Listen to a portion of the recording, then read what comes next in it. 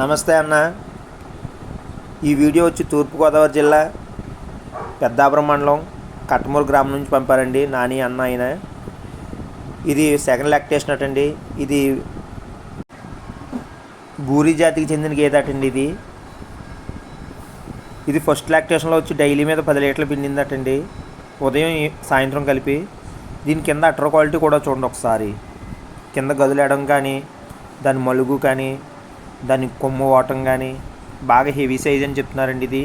దీని రేట్ వచ్చి 1,10,000 చెప్తున్నారు ఆయన. ఎవరికన్నా కావాల్సి ఉంటే డిస్క్రిప్షన్ మీద ఇచ్చిన నెంబర్కి కాల్ చేసి దాని డీటెయిల్స్ తెలుసుకోవచ్చండి.